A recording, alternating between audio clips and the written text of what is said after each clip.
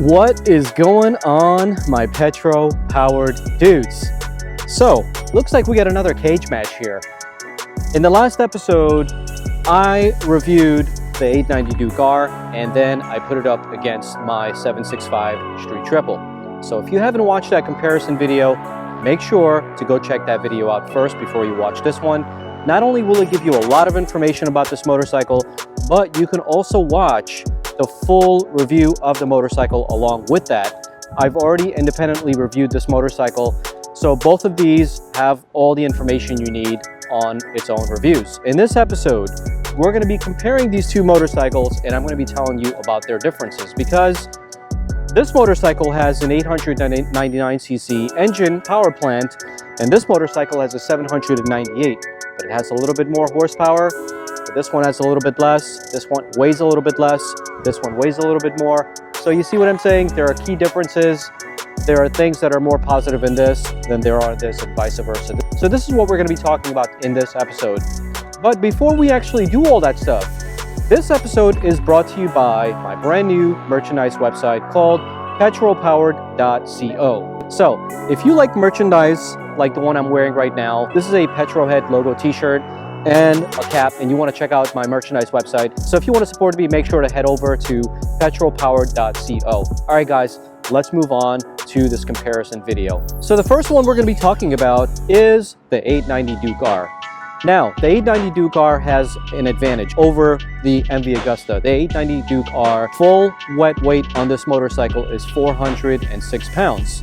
And full wet weight on that is about 430 pounds. So clear advantage in the weight department goes to the 890 Duke R.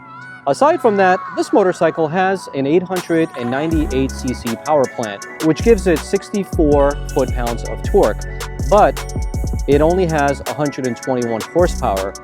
Similar to the MV Agusta, this motorcycle has a quick up and down shifter, because from the last episode till now, Chris, who owns this motorcycle, who's nice enough to let me ride it and review it, has added the power pack to this KTM 890 Duke R. So the power pack not only gives it a few more features in the LCD dash, but it also gives it quick up and down shift now. So it's a very, very direct comparison to the MV Agusta. Aside from that, you're sitting in a very, very aggressive supermoto position, just like the MV Agusta. Now, speaking of the MV Agusta, let's move on over to talk a little bit about that. Now, I'm not sure if you watched my 800 F3 review yet, but if you haven't, make sure to go check that video out as well, because this motorcycle is really not that different from that, except this is the naked version. This is the Street Fighter version. So, with that being said, this is a 798cc, and the power plant that powers this motorcycle gives it 140 horsepower. However, this motorcycle comes with the SC Project full exhaust, titanium exhaust, and now MV Agusta has rated it at 150 horsepower. So, but here's the drawback though. Unlike the 890 Duke R, this motorcycle weighs 30 pounds more. Other than that, because this has a lower CC engine, it also has about 10 or 12 less foot-pounds of torque than the 890 Duke R. And similar to the 890 Duke R, you have a quick up and down shifter. Unlike the 890 Duke R, there is no option to purchase a quick shifter on this motorcycle. It already comes with it completely stock, as you don't have to add it as an additional option. Now here's where things get really, really interesting. The Brutale is a 3-cylinder engine, and it's got a way different personality and sound. But the KTM 890 Duke is a 2-cylinder engine, and it sounds more supermoto-ish, supermoto-esque. However, when I was riding both of these motorcycles, the seating position was very, very similar, because you're right on the tank. With the KTM, the handlebars are a little bit lower, but the handlebars are a little bit higher on the MV Agusta, but you're sitting right on the tank as if it's a supermoto. So now is a difficult decision for me, because I have to choose one of these bikes to ride, and they're both awesome bikes. So which one should I take? I'm gonna ride this one. Getting on this bike, the seat height is higher. So this motorcycle has been outfitted with the track pack now, but this is the first time I'm riding it since the track pack. So I'm very curious to know if it's going to be similar or more power than that. Right now it's on the track settings. As you can see here, it says track on it, and it has the quick up and down shifter with auto blip, right? Yeah. Okay. Oh man, it sounds good.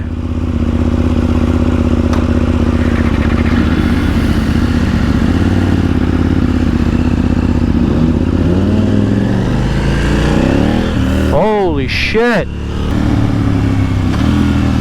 Alright guys, I can tell you this much. The track pack is great because I feel like it's got a lot more torque than it did before. Woo! Seriously. It's got a lot of down low torque.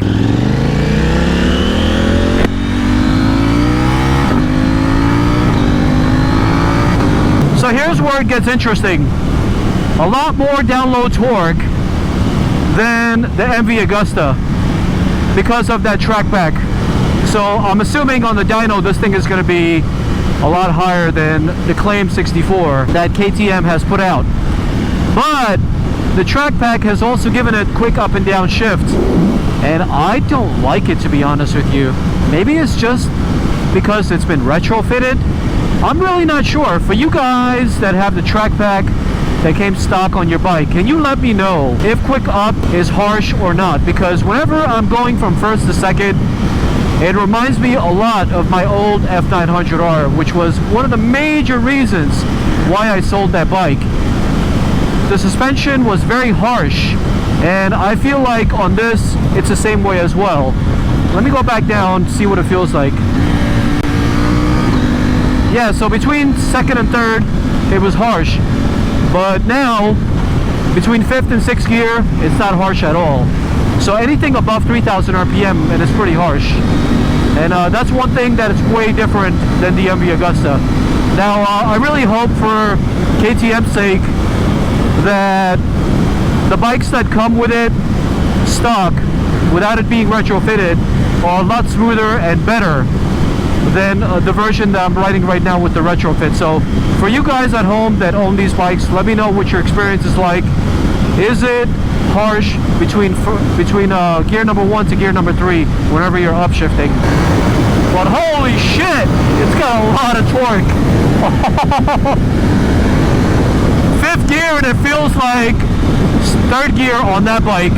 Stability wise, I feel like that bike feels a bit more stable, and I think it has a lot to do with turbulence, the wind turbulence that I'm feeling at the moment. That bike, there's less wind turbulence than there is on this one, but it could also be the suspension. But as far as the hooligan factor, this bike shines, man. This is where this bike shines. It's in the hooligan factor, because this is the kind of bike that you ride and you come out of the other corner popping a wheelie. On that bike, it's more for like, I think it's more for like a track-oriented situation. Both bikes have been fitted with full exhaust systems, so they both sound freaking amazing. Although this one sounds more supermoto-ish and that bike sounds more race bike style. And now that this has quick up and down shift, unlike the first version that I test rode for you guys, there's also, when you're upshifting, sounds like it's spitting, and I like that. Same thing with the MV Agusta. Now, if you guys haven't checked out the MV Agusta review, make sure to go check that video out. Now, one day, I might do a three-way shootout between this bike, the MV Agusta, and my 765. We'll see if that ever happens, but I think it might. Now, here's the interesting part. When you're riding this bike spirited, it doesn't upset the suspension as much whenever you're when you're shifting up.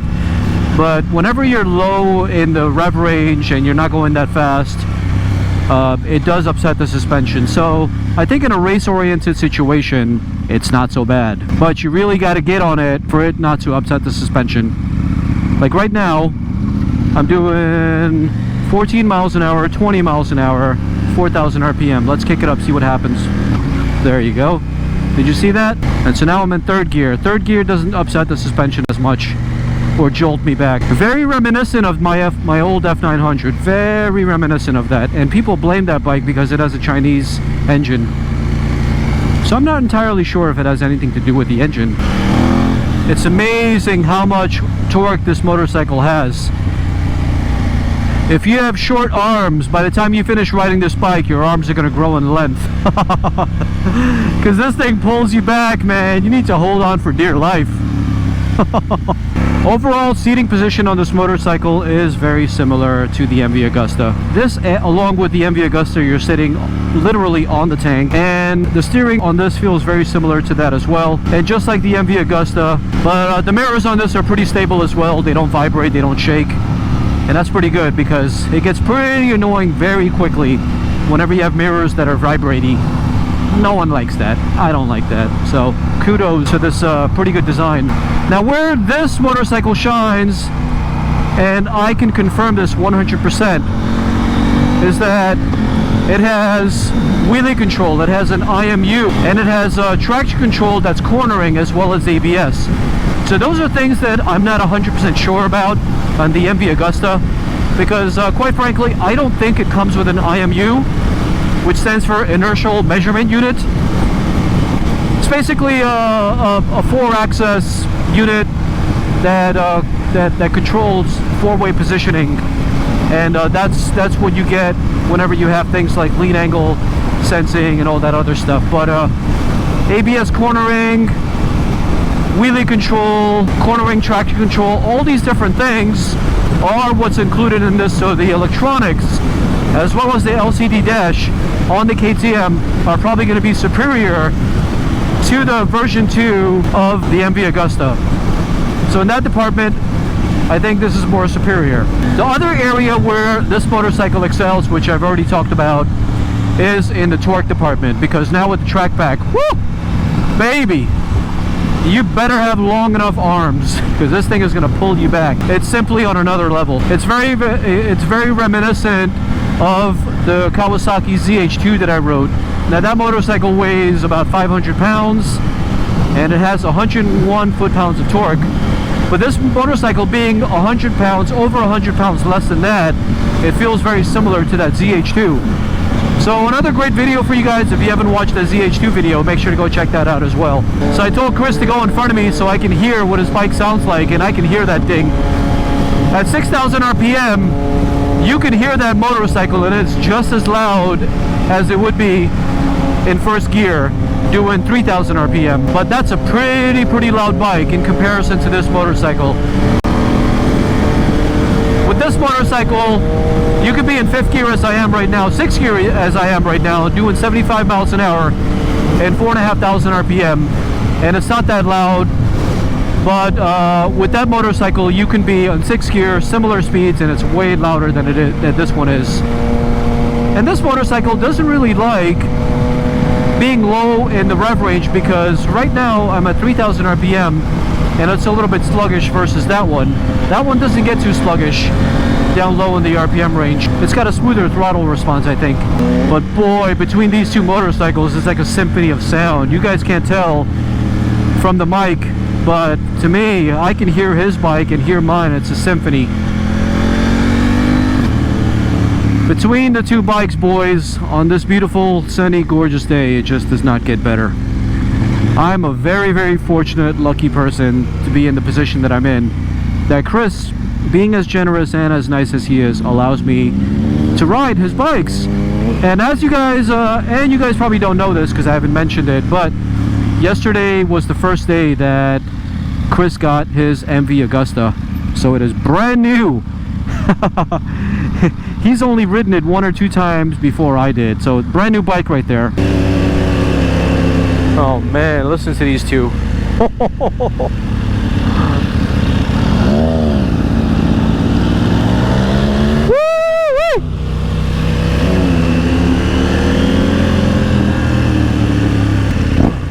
Alright guys, we are now in Little Italy, and I think this is a great place to bring these two bikes, because one of them is Austrian and the other one is Italian.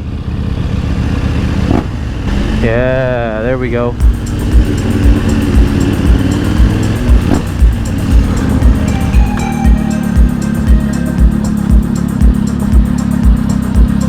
Alright guys, this has been another episode for you guys, and we're going to end it off in a place where I think deserves attention, because this motorcycle here is from the heart of Italy. It has the Italian colors, doesn't it? Yeah, it's got the red, it's got the white, it's got the green, and it's a perfect place to stop and end this episode. If you guys have any questions, or if there's anything... What's that? Good, coming by. Thank you. So if I missed anything and I didn't mention anything, make sure to write down in the comments down below. And as always, give this video a like and also subscribe to the channel, and I will catch you guys on the next episode. Take care. Ciao for now.